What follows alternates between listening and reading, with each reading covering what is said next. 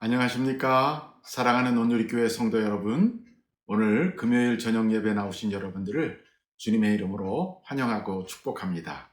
이제 다 같이 찬양팀과 함께 찬양을 부르시면서 우리 하나님을 예배하겠습니다.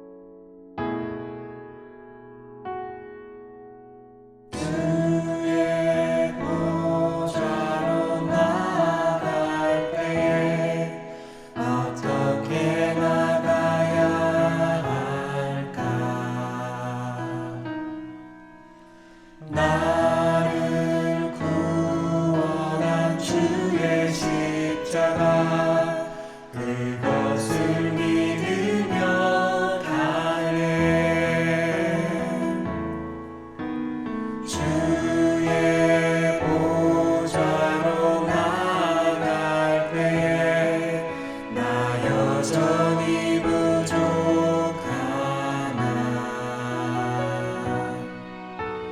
나를 품으신 주의 그 사랑 그것을 믿으며 가네 자격 없는 내 힘이 아닌 오직 예수님의 보혈로 자격 없는 내 힘이 아닌 오직 예수님의 보혈로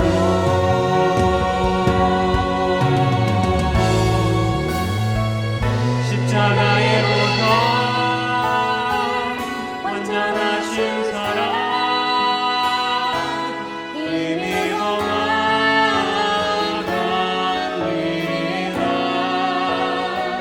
십자가의 보혈 완전하신 사랑 힘입어 예배합니다 주의 보좌로 나갈 때에 어떻게 나가야 할까 나를 구원한 주의 십자가 그것을 믿으며 가네 주의 보좌로 나갈 때에 나 여전히 부족하나 나를 부르신 주의 그 사랑 그것을 믿으며 가네 자격 없는 내 힘이 아닌 오직 예수님의 보혈로 자격 없는 내 힘이 아닌 오직 예수님의 보혈로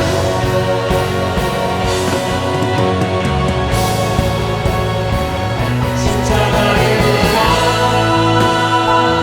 완전하신 사랑 힘입어 나갑니다 십자가의 보혈 완전하신 사랑 힘입어 예배합니다 십자가의 보혈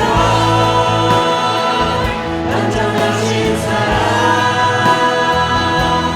힘입어 나갑니다 십자가의 보혈 완전하신 사랑 힘입어 예배합니다 십자가의 보혈 완전하신 사랑 힘입어 나갑니다 십자가의 보혈 완전하신 사랑 힘입어 예배합니다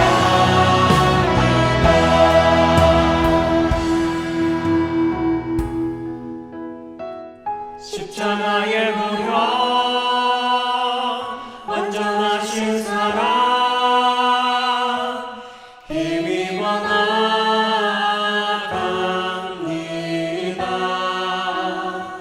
십자가의 보혈 완전하신 사랑 힘입어 예배합니다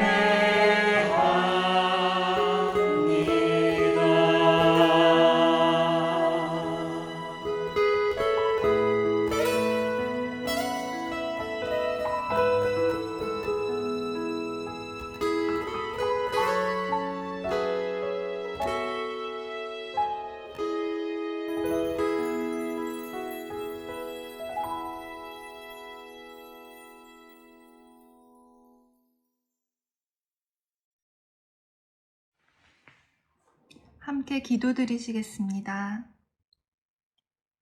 사랑의 하나님, 은혜의 하나님, 긍휼의 하나님, 악이 만연한 이 땅에 하나님의 자녀로 살게 하신 것, 이렇게 마음껏 찬양하며 예배할 수 있는 오늘을 주신 것이 주님의 은혜임을 고백합니다.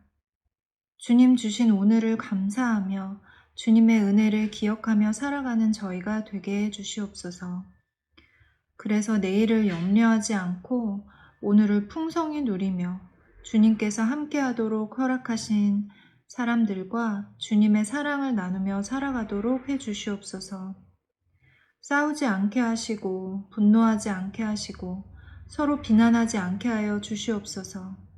살아가는 모든 순간순간에 주님의 뜻과 마음을 헤아리는 주님의 자녀가 될 수 있도록 우리의 마음을 지켜주시고 먼저 기도의 자리에 나아가는 저희가 되게 하여 주시옵소서. 다시 확산되고 있는 델타 바이러스로 인해 저희들의 마음이 무겁습니다. 대부분의 학교는 대면 수업으로 학교에 문을 열었습니다. 하루 종일 마스크를 쓰고 공부해야 하는 저희의 자녀들을 불쌍히 여겨주시옵시고 그들의 몸과 마음을 지켜주시옵소서. 해를 거듭할수록 악해지는 이 세상 속에서 우리 아이들이 주님의 자녀로 이 땅의 빛과 소금으로 살아갈 수 있도록 교회와 각 가정에서 이들을 양육하고 사랑하는 데 부족함이 없도록 축복해 주시옵소서. 하나님, 교회를 위해 기도드립니다. 현재 3대 담임 목사님과 교육부 목사님, 유초등부 교역자를 청빙 중에 있습니다.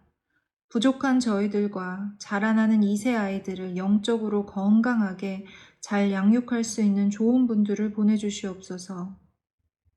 이를 위해 수고하시는 청빙위원회를 기억하여 주시고 저희 온 교인이 한마음 한뜻으로 교회의 새로운 시작을 위해 뜨겁고 간절하게 기도할 수 있도록 하시고 교회를 사랑하는 마음을 부어주시옵소서. 여러 가지 병마와 현실적인 삶 속의 문제들로 힘들어하고 고통당하고 있는 성도들이 있습니다. 또 각지에서 선교로 주님을 섬기다 코비드로 고통당하고 계신 선교사님들도 계십니다. 하나님께서 그들을 긍휼히 여겨주시고 주께 부르짖는 대로 응답하여 주셔서 문제들이 해결되는 역사를 경험하고 하나님이 살아계신 분이심을 증거하는 저희가 되게 하여 주시옵소서. 오늘도 말씀의 자리로 나와 신실하게 주님의 말씀을 전하시는 사랑하는 김영련 담임 목사님을 성령으로 굳게 붙들어 주셔서 이 혼란의 시대에 주님 주신 말씀으로 성도들을 세우고 위로하는 역할을 잘 감당할 수 있도록 함께하여 주시옵소서. 예배의 시작과 끝을 주님께 맡깁니다. 예수님 이름으로 기도드립니다. 아멘.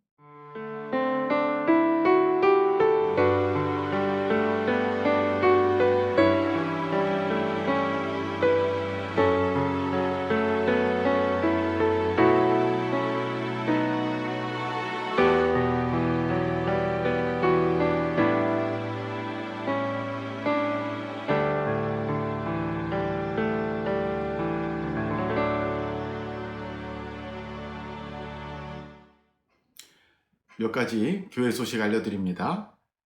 먼저 이번 주일 오후 2시 반부터는 골든 스테이트 유스 오케스트라라고 하는 단체에서 이제 연습을 시작합니다. 12월까지 매주일 오후 2시부터 저녁 6시까지 교회의 여러 장소를 사용해서 연습을 시작하기 때문에 우리가 그것을 알 필요가 있고요. 특별히 그 오피스 빌딩 앞에 있는 주차장, 플라타나스 바로 아래에 있는 그 주차장은 그분들이 사용하기 때문에 주차를 하셨다가 오후 2시 반 이전에는 차를 빼주셔야 될 것 같습니다. 한 가지 더 알려드립니다. 8월 마지막 주일인 8월 29일 주일날은 저희 교회에서 교인들을 대상으로 무료로 항체 코비드-19 항체 검사를 하려고 합니다. 그래서 백신을 맞으신 분들이 항체가 어느 정도 생겼는지를 이 검사를 통해서 아실 수가 있겠습니다. 원하시는 분들은 무료로 검사를 받을 수 있는데 이번 주일날 신청서를 작성하게 됩니다. 신청서 작성할 때는 자신이 백신 맞은 날짜 그리고 백신 종류를 기억하고 계시면 작성하는 데 도움이 많이 될 것 같습니다. 오늘 저녁 우리에게 주시는 말씀은 시편 14편 1절로 7절입니다. 우리 다 같이 시편 14편 1절부터 7절 말씀을 봉독하겠습니다. 어리석은 자는 그의 마음에 이르기를 하나님이 없다 하는도다. 그들은 부패하고 그 행실이 가증하니 선을 행하는 자가 없도다. 여호와께서 하늘에서 인생을 굽어 살피사 지각이 있어 하나님을 찾는 자가 있는가 보려 하신즉 다 치우쳐 함께 더러운 자가 되고 선을 행하는 자가 없으니 하나도 없도다. 죄악을 행하는 자는 다 무지하냐. 그들이 떡 먹듯이 내 백성을 먹으면서 여호와를 부르지 아니하는도다. 그러나 거기서 그들은 두려워하고 두려워하였으니 하나님이 의인의 세대에 계심이로다. 너희가 가난한 자의 계획을 부끄럽게 하나 오직 여호와는 그의 피난처가 되시도다. 이스라엘의 구원이 시온에서 나오기를 원하도다. 여호와께서 그의 백성을 포로된 곳에서 돌이키실 때에 야곱이 즐거워하고 이스라엘이 기뻐하리로다. 오늘 저는 하나님을 믿지 않으면 생기는 일이라는 제목으로 말씀을 전하려고 합니다. 시편들은 잠언과 같이 지혜서라는 장르에 속합니다. 우리가 시편을 읽으면 지혜를 얻게 되기 때문에 그렇게 부르는 것입니다. 지혜는 어디서 옵니까? 바로 하나님을 경외하는 데서 온다고 성경은 말합니다. 하나님을 믿고 그를 두려워하는 사람들이 참 지혜를 얻게 되는 것입니다. 또 지혜를 얻은 사람들은 하나님 앞에서 바른 삶을 살기 때문에 의인이 되는 것입니다. 지혜가 없는 사람들은 악인의 삶을 살 수밖에 없습니다. 그래서 이 시편의 큰 주제 중에 하나는 바로 의인과 악인입니다. 시편 1편에 그것이 아주 잘 드러나 있습니다. 우리의 목표는 악인의 길에 서지 않고 의인의 길에 서는 것이며 어리석은 자가 되지 않고 지혜로운 자가 되는 것입니다. 그러기 위해서 우리는 시편을 많이 읽을 필요가 있고 특별히 오늘 우리가 읽은 14편도 우리에게 많은 지혜와 깨달음을 주는 시입니다. 우리 시편을 통해서 지혜를 얻게 되기를 바랍니다. 1절을 먼저 같이 읽어보겠습니다. 어리석은 자는 그의 마음에 이르기를 하나님이 없다 하는도다. 그들은 부패하고 그 행실이 가증하니 선을 행하는 자가 없도다. 시편 기자는 1절에서 어리석은 자는 이라는 말로 시작이 됩니다. 이 어리석은 자라는 이 말이 히브리어 성경에는 나발이라고 나옵니다. 나발. 이 나발이 히브리 말로 바보라는 뜻입니다. 사실 이 나발은 다윗의 아내가 된 아비가일의 어리석은 남편의 이름이기도 합니다. 사무엘상 25장에 가보면 나발이라는 사람이 나오는데 정말 어리석은 사람이었죠. 그러나 여기서는 어떤 개인을 부르는 용어로 사용되지 않고 하나님이 없다고 부인하는 모든 사람들에 대해서 나발, 어리석은 자라고 말하고 있습니다. 흔히 하나님을 부인하는 자를 우리가 무신론자라고 말합니다. 맞습니다. 하나님이 없다고 믿는 사람들이죠. 그런데 사실은 하나님이 있다고 머리로는 인정하지만 마음속으로는 실제적으로는 부인하는 경우도 있습니다. 그래서 이런 사람들을 우리가 실제적 무신론자라고 불러요. 주여 주여 하지만 주님의 뜻대로 살지 않는 사람들, 그런 사람들은 입으로는 시인하지만 마음으로 삶으로는 부인하기 때문에 실제적으로는 무신론자라는 말입니다. 하나님을 이론적으로나 마음으로 부인하면 어떤 결과가 올지에 대해서 이 1절에서 말해주고 있습니다. 1절의 후반부에 가보니까 마음이 부패해지고 행위가 가증하게 되고 그리고 선을 행하는 자가 없다라고 말합니다. 선을 행하는 자가 하나도 없다라고 말합니다. 이 두 가지, 즉 하나님을 부인하는 것과 이 악을 행하는 것은 깊은 관련이 있습니다. 인간이 부패하지 않고 가증하지 않고 선을 행하는 길은 오직 하나님을 인정하는 길밖에 없습니다. 다시 말해서 진실한 믿음을 가질 때 하나님의 존재를 부인하거나 마음으로 믿지 않을 때 우리는 절대적인 윤리에서 벗어나게 됩니다. 그래서 결국은 죄를 짓게 되는 것이죠. 대표적인 무신론자들로 우리는 공산주의자를 꼽을 수 있습니다. 칼 마크스주의자들. 그들은 하나님을 믿지 않습니다. 그들은 신앙을 아편이라고 폄하합니다. 그런데 문제는 그들이 자신들이 원하는 그 혁명을 이루기 위해서 인간의 생명조차도 귀한 거로 여기지 않는다는 것입니다. 수단과 방법으로 사용합니다. 또 거짓 신을 믿는 사람들, 우상을 섬기는 사람들도 사실은 실제적인 무신론자들입니다. 우상은 실제 하나님이 아니기 때문에 우상을 섬기는 사람들은 도덕성을 기대할 수가 없습니다. 모슬렘이라는 종교 같지만 사실은 거짓 신입니다. 알라는 참 하나님이 아니십니다. 그래서 알라의 이름으로 살인과 잔혹한 일들, 여성 차별들이 많이 일어나고 있습니다. 알라를 믿는 곳에 진정한 평화와 진정한 사람을 해방시키는 일이 없고 오히려 사람을 죽이는 일이 일어나는 것이죠. 세상에 많은 신들이라고 주장하는 자가 있으나 진짜 참신 여호와 하나님뿐임을 우리는 믿습니다. 2절을 읽어보겠습니다. 여호와께서 하늘에서 인생을 굽어 살피사 지각이 있어 하나님을 찾는 자가 있는가 보려 하신즉. 자, 그런데 이 하나님은 끊임없이 인생을 내려다보고 계신다라고 오늘 시편의 저자가 말하고 있습니다. 세상에 관심이 많다는 것입니다. 왜 관심이 많을까요? 하나님이 만드셨기 때문입니다. 하나님이 인간과 세상을 만드셨기 때문에 계속 관심을 가지시는 것이죠. 마치 여러분들이 낳은 자식들에게 대해서 끝없이 관심을 가지는 것과 같습니다. 우리 눈에는 하나님이 보이지 않습니다. 하나님의 눈에는 우리가 보입니다.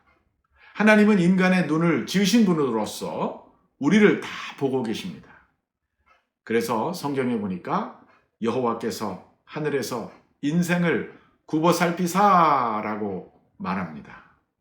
자, 성경에 보면 하나님이 인생을 굽어 살피려고 이 세상에 직접 내려오셨던 두 가지 경우가 기록되어 있습니다. 한 번은 사람들이 바벨탑을 쌓을 때였고요. 또 한 번은 소돔과 고모라가 하나님 앞에 죄를 많이 지어 부패했을 때입니다. 먼저의 경우는 창세기 11장 5절에 나옵니다. 창세기 11장 5절 여호와께서 사람들이 건설하는 그 성읍과 탑을 보시려고 내려오셨도다. 그 탑이 바로 바벨탑입니다. 또 한 경우는 소돔과 고모라 시절인데 여호와께서 또 이르시되 소돔과 고모라에 대한 부르짖음이 크고 그 죄악이 심히 무거우니 내가 이제 내려가서 그 모든 행한 것이 과연 내게 들린 부르짖음과 같은지 그렇지 않은지 내가 보고 알려하노라.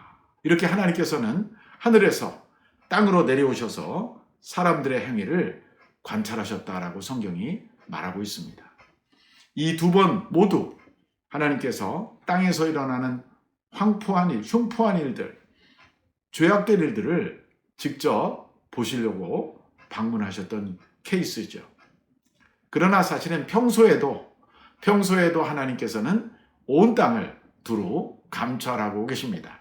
우리는 이것을 역대하 16장 9절에서 찾아볼 수 있습니다.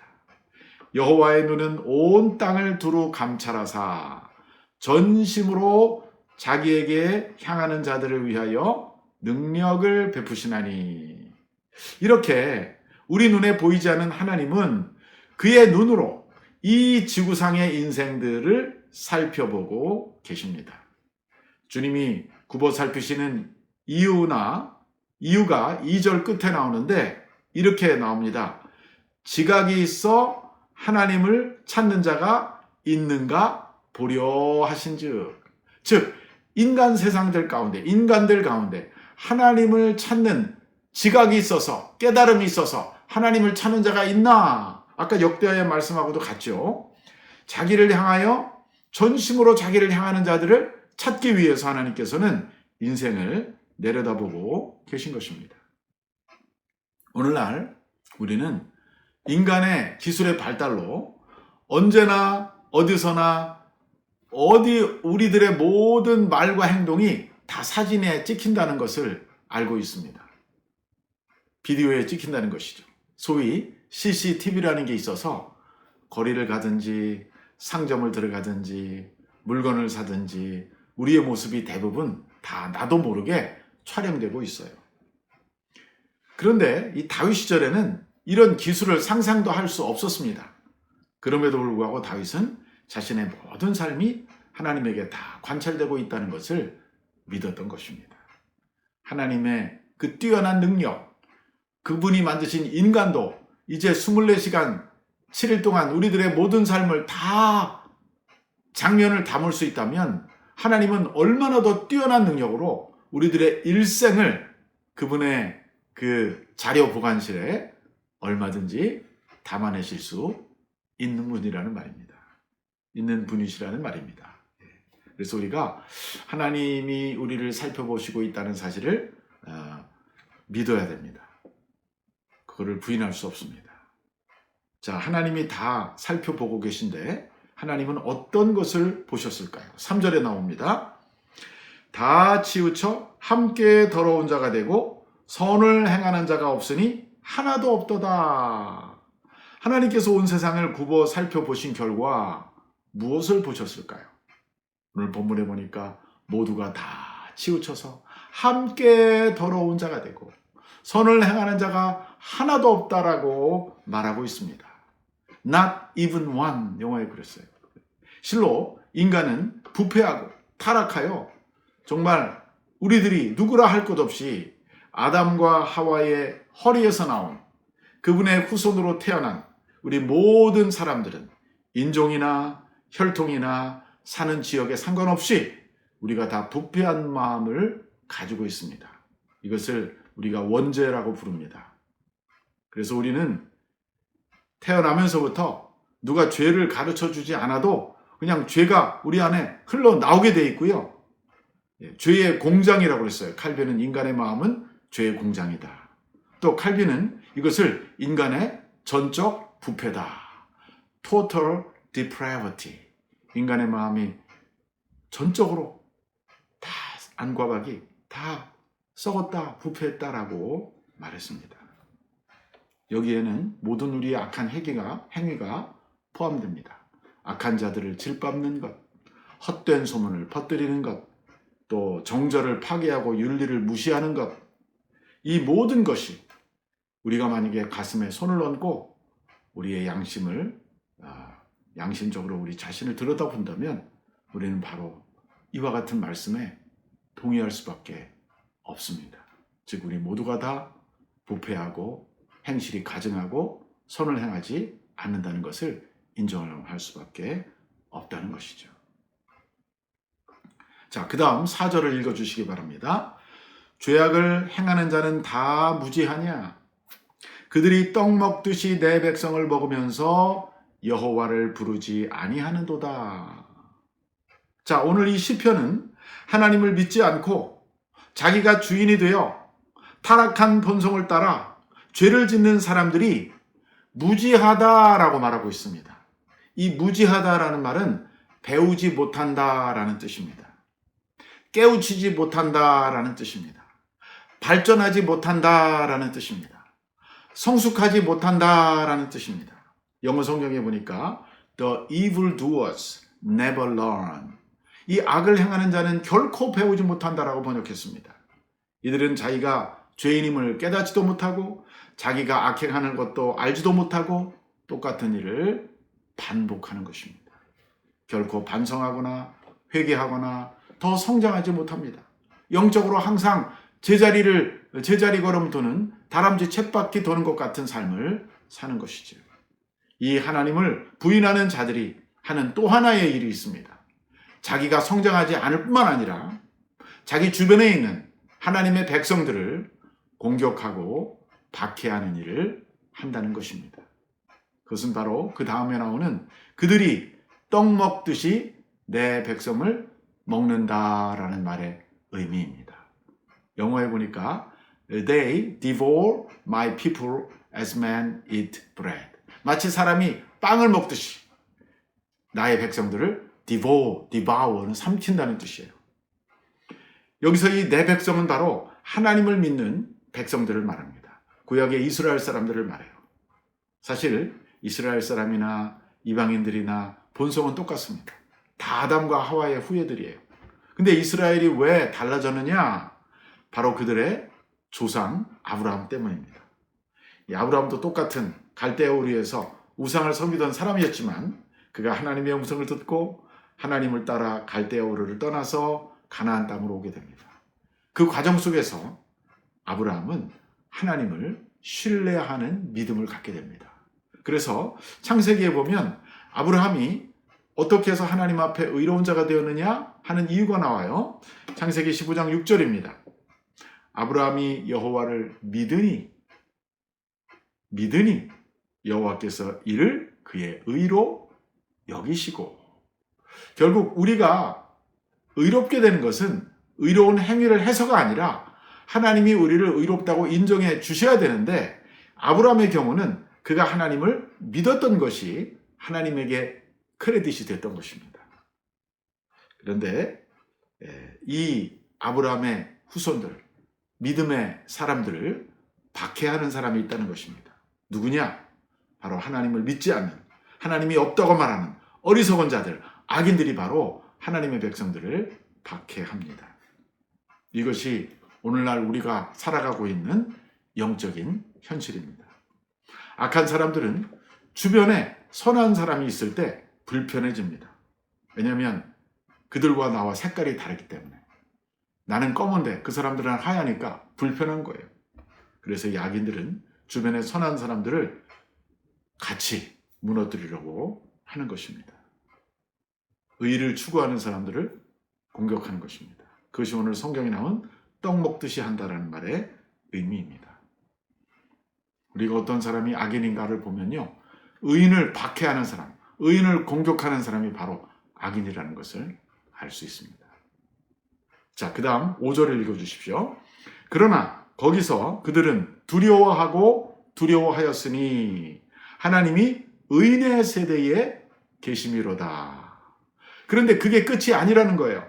악인들이 의인들을 박해하고 악인들이 의인들을 떡 먹듯이 빵 먹듯이 그렇게 삼키는 것이 다가 아니라는 것입니다. 그것이 끝이 아니라는 것입니다. 악인들이 하나님의 백성에 대한 괴롭힘과 박해는 결코 오래가지 않는다는 말입니다. 그것이 바로 5절에서 하는 메시지입니다. 일시적으로는 그런 일이 일어납니다. 일시적으로는 악인들이 의인을 삼킵니다. 그러나 하나님께서 그와 같은 상황을 오랫동안 두지 않으신다는 것이죠. 악인들은 의인들을 박해하다가 그 자리에서 두려움을 느끼게 된다는 것입니다. 그것이 바로 거기서 그들은 두려워하였고 두려워하였으니 라는 말의 의미입니다. 왜냐하면 그들은 의인을 박해하는 가운데 그 의인들과 함께 하시는 하나님의 임재를 경험하게 되기 때문입니다. 어느 순간 하나님이 궁극적으로 그 자리에서 자신을 드러내십니다. 그래서 악인들은 점점 공포를 느끼게 되는 것입니다. 하나님이 결코 자기들의 편이 아닌 것을 깨닫게 됩니다. 하나님은 악인들의 편에 계시지 않고 바로 의인들의 편에 계시기 때문입니다. 그것이 바로 그 다음 절에 나오는 하나님이 의인의 세대에 계심이로다라는 말입니다. 여러분, 우리가 의인이 되어야 될 아주 중요한 이유 중에 하나는요, 바로 하나님이 의인들과 함께 하시기 때문이에요. 우리가 의를 추구하고 우리가 바른 삶을 추구하고 바른 말을 해야 되고 바른 생각을 해야 되는 가장 중요한 이유는 하나님이 바로 그들과 함께 하시기 때문입니다. 근데 사실 우리는요 다 악인들이에요. 저를 포함해서 우리 모두가 다 타락하고 범죄하였고 교만하였고 죄를 지었습니다. 정말 바울도 그랬잖아요. 내가 바로 죄인 중에 괴수다. 그것이 하나님 앞에 정직하게 서 있는 사람들의 고백일 수밖에 없어요. 그래서 우리는 사실 법적으로 보면요, 율법적으로 보면 하나님 앞에 설 수 없는 사람들입니다. 그래서 하나님께서는 율법을 넘어서 은혜로 우리를 구원하시는 것입니다. 그 은혜의 가장 백미, 은혜의 클라이막스가 뭐냐면은 그분의 아들을 이 세상에 보내신 것입니다. 바로 예수님이 하늘 높은 보좌를 보시고 이 땅에 오셔서 바로 죄인인 나를 위하여, 여러분을 위하여 십자가에서 죽으셨습니다. 그리고 피를 흘리셨습니다. 그리고 그분을 믿으면 그분의 피가 우리를 씻어주시고 우리를 의인되게 하는 것이죠. 그래서 오늘 우리들의 의는요, 내가 잘한 행위가 의가 아니라 내가 예수님을 믿은 것, 내가 하나님을 믿고 예수님을 통해서 하나님과 화해된 것이 바로 우리의 의인 것입니다. 그래서 우리가 가진 찬송가 252장에는 이런 가사가 나옵니다.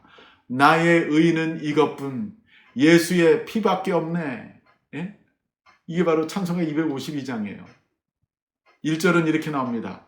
나의 죄를 씻기는 예수의 피밖에 없네. 다시 정케하기도 예수의 피밖에 없네. 예수의 흘린 피 날 희게 하오니 귀하고 귀하다. 예수의 피밖에 없네. 4절에는 이런 가사가 있습니다. 평안함과 소망은 예수의 피밖에 없네. 나의 의는 이것뿐 예수의 피밖에 없네. 예수의 흘린 피 날 희게 하오니 귀하고 귀하다. 예수의 피밖에 없네. Nothing but the blood of Jesus. 그래서 여러분, 우리가 의롭게 되는 것은 바로 예수님의 보혈 때문입니다. 예수님의 거룩한 보혈이 우리의 의의 근거입니다. 그 피를 믿을 때 하나님이 우리를 의롭다 하십니다. 그러면 우리는 이제 하나님의 편에 서게 되는 것입니다. 하나님이 바로 우리 가운데 거하시게 되는 것입니다. 할렐루야. 자, 그 다음 절 6절을 읽어주십시오. 너희가 가난한 자의 계획을 부끄럽게 하나 오직 하나님은 그의 피난처가 되시도다. 여기서 너희라는 이 말은요, 의인을 박해하는 악인들을 말해요. 5절의 문맥에서 연결되는 거죠. 또 여기서 가난한 자는요, 박해를 받는 의인들을 말해요. 대개 세상에서 이 의인들이 박해를 받아 가난한 삶을, 곤란한 삶을 살게 되는 것입니다. 영화에 보니까 이렇게 번역했습니다. You evildoers frustrate the plans of the poor. The poor라는 이 가난한 사람이 the righteous, 의로운 사람들인데 이 의로운 사람들의 플랜을 이 evildoer, 악을 행하는 자들이 frustrate, 아주 좌절시킨다는 것이죠. 이 의인들에게 어떤 계획이 있었을까요? 그들은 하나님의 영광을 드러내고 하나님의 뜻을 행하고 좋은 일을 하는 계획들이죠. 좋은 계획, 하나님의 영광을 드러내고자 하는 계획. 그런데 악인들이 항상 그 선한 계획을 좌절시킨다는 것입니다. 그것을 방해한다는 것입니다. 나쁜 말로 그것을 비방하고 뒤에서 공격한다는 것입니다. 그래서 사람들의 마음을 다 흩어버립니다. 그래서 아무 일도 일어나지 않게 하는 것입니다. 결국 의인들은 쫓기게 되고 도망가게 되는데 그들은 결국은 어디론가 피해야 돼요. 그래서 그들이 피할 곳이 없어요. 근데 보니까 피할 곳이 있어요. 그 피할 곳이 바로 누굽니까? 그가 바로 하나님이십니다. 오직 하나님은 그의 피난처가 되시도다. 6절 하반절에서 그렇게 말했죠. 자, 우리가 하나님에게 피한다라는 것을 구체적으로 어떻게 이해해야 될까요? 하나님에게 피한다는 것은요, 하나님께 나가서 기도한다라는 뜻입니다. 구체적인 의미로 말하면 하나님께 피한다는 것은 하나님 앞에 가서 호소하는 거예요.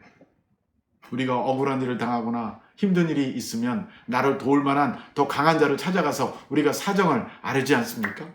마찬가지로 하나님께 나가서 우리가 사정을 아뢰는 것. 그게 바로 우리의 기도하는 시간이에요.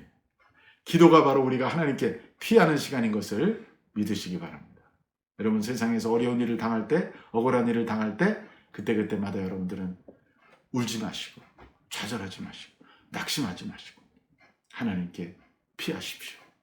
다른 말로 말하면 하나님께 기도하십시오. 하나님, 나를 도와주시옵소서. 하나님, 내 상황을 도와주시옵소서. 하나님, 나를 불쌍히 여겨주시옵소서. 이렇게 기도하시기 바랍니다.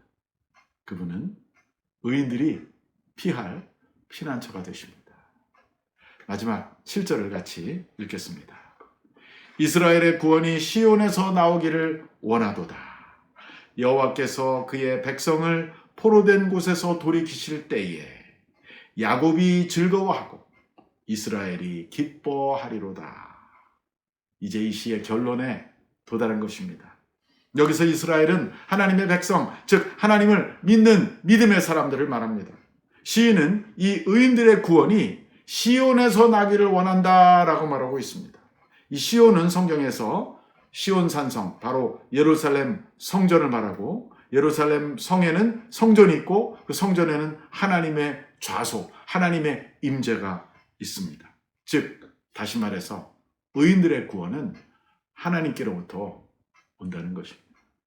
아무리 상황이 어렵고 세상이 힘들고 코비드-19 사태가 우리를 좌절시켜도 우리 믿는 사람들은 구원이 하나님께로부터 오게 될 것입니다. 하나님은 그의 백성들이 악인들에게 억울하게 붙잡혀 포로가 되었을 때도 그들을 돌려 보내시는 분이십니다.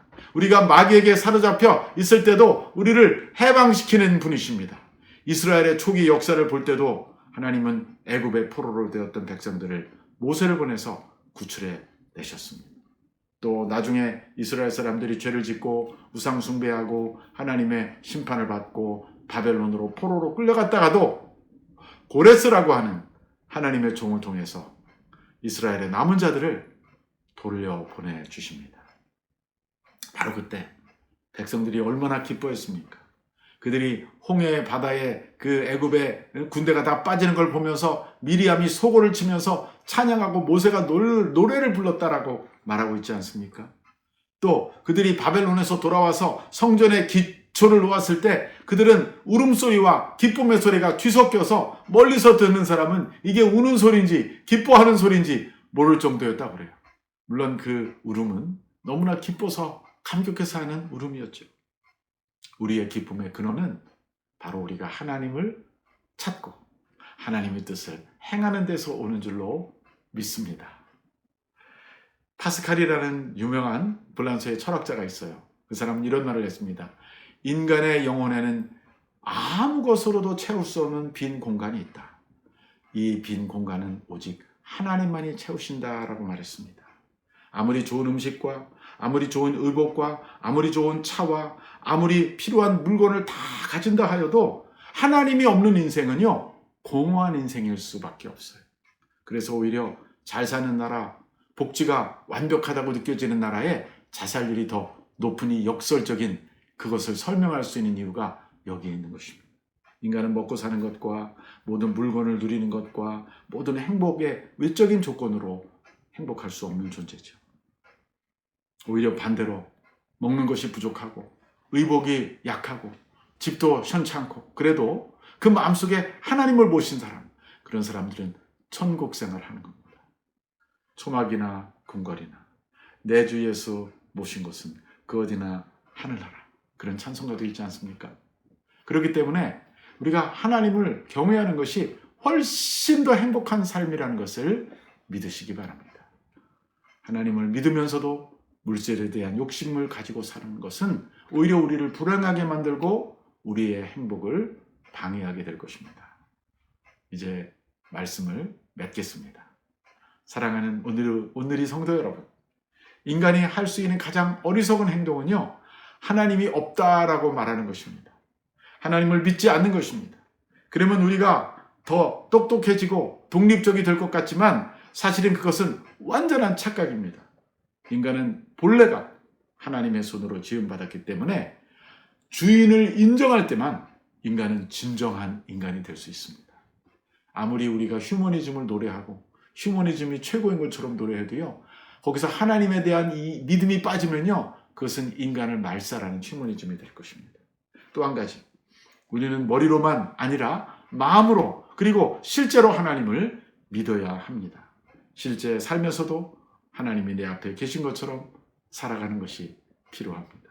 무슨 말을 하든지 무슨 행동을 하든지 돈을 쓰든지 하나님이 나를 굽어 살펴보시고 계시다. 그리고 내가 가진 모든 것은 다 하나님의 것이다 라는 고백을 가지고 살아가시기 바랍니다. 배부르고 힘이 많은 악인이 되기보다는 배고프고 힘이 없어도 가난한 의인들이 그러나 하나님을 경외하는 믿음의 사람들이 다 되시기를 축원합니다. 하나님만이 우리의 피난처가 되십니다. 하나님만이 우리가 피할 바위이십니다. 아무리 어렵고 힘들고 억울한 일을 만나도 그분에게 피하시는 여러분과 제가 되기를 바랍니다. 피한다는 것은 바로 그분에게 기도하는 것이라고 제가 말씀드렸죠. 그러면 하나님은 우리를 구원해 주실 뿐만 아니라 우리에게 기쁨도 주시고 우리에게 해방도 주시고 우리에게 승리도 안겨 주실 것입니다. 저와 여러분의 삶에서 오직 하나님을 믿고 그분을 섬기고 그분의 뜻을 추구하는 그러한 인생을 살게 되시길 주님의 이름으로 간절히 축원합니다. 아멘. 기도하겠습니다. 하나님 아버지, 우리가 세상을 살아가면서 하나님이 눈에 보이지 않기 때문에 함부로 말하고 행동할 때가 있었습니다. 우리의 무지와 죄를 용서해 주시옵소서.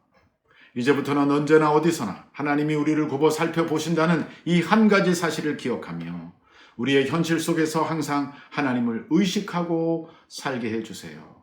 또한 어려운 일을 당할 때 하나님이 우리의 피난처심을 기억하며 주님께 피할 수 있는 믿음을 우리에게 주세요. 우리 주 예수 그리스도 이름으로 기도합니다. 아멘. 우리 다 같이 찬송가 401장 함께 찬양하시겠습니다.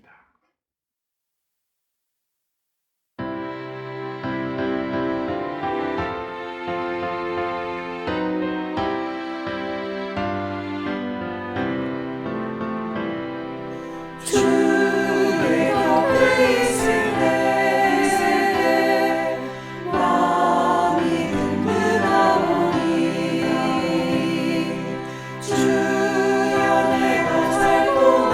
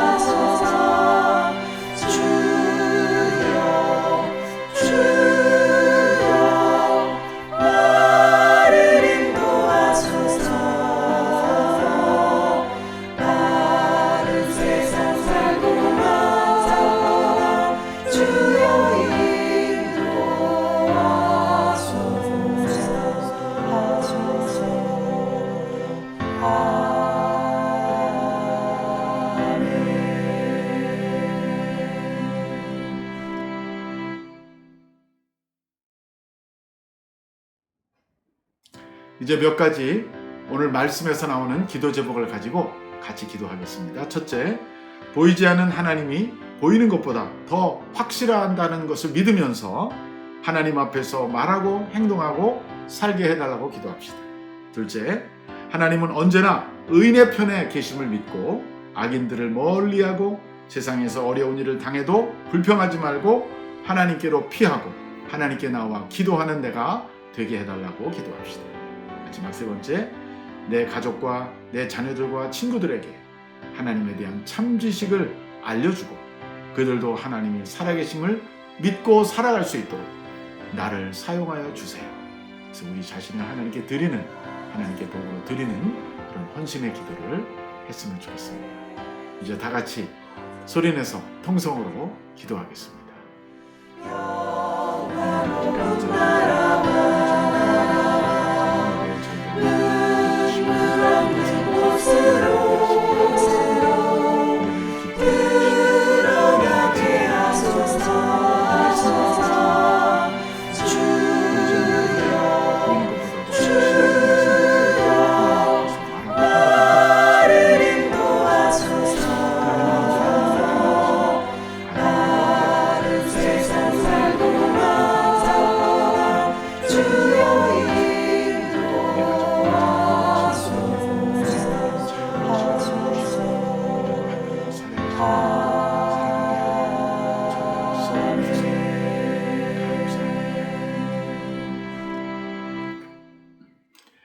지금은 우리 주 예수 그리스도의 은혜와 하나님 아버지의 무한하신 사랑과 성령의 교통하심, 오늘 금요일 저녁에 하나님의 얼굴을 구하며 주님 앞에 나와 경배와 예배를 드리는 사랑하는 온누리 교회 성도들 머리 위에와 미국과 한국과 북한 땅 위에 선교사님들 위에 유니온 교회 위에 지금부터 영원히 함께 하시기를 간절히 축원하옵나이다.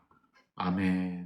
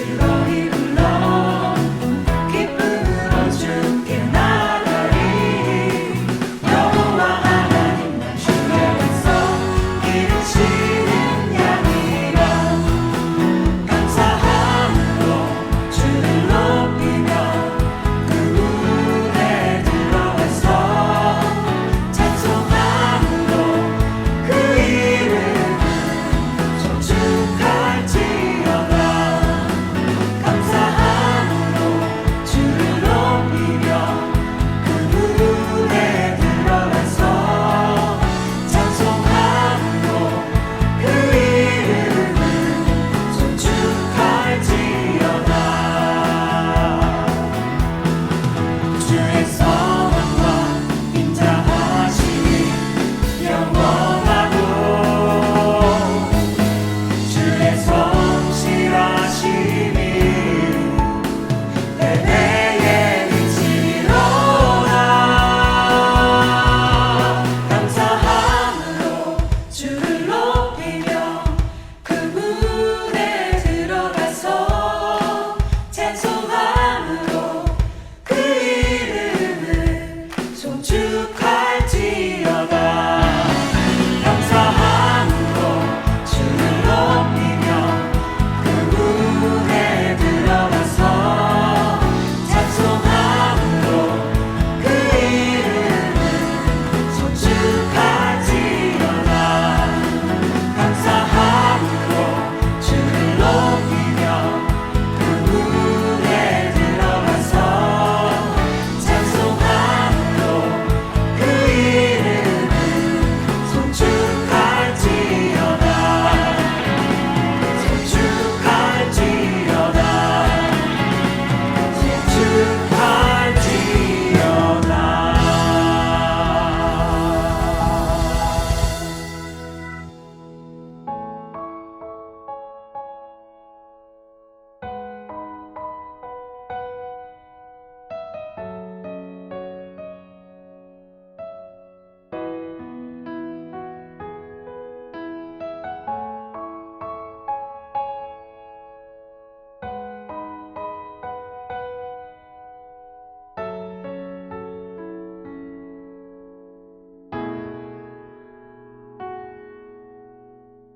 주의 보좌로 나갈 때에 어떻게 나가야 할까 나를 구원한 주의 십자가 그것을 믿으며 가네 주의 보좌로 나갈 때에 나 여전히 부족하나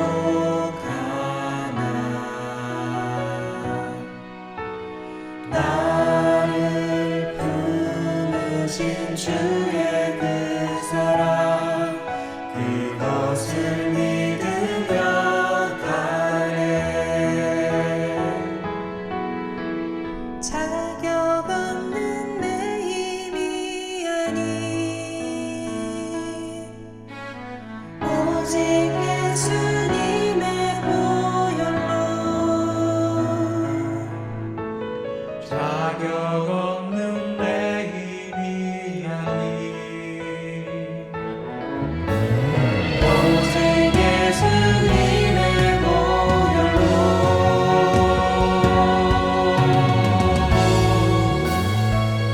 십자가의 보혈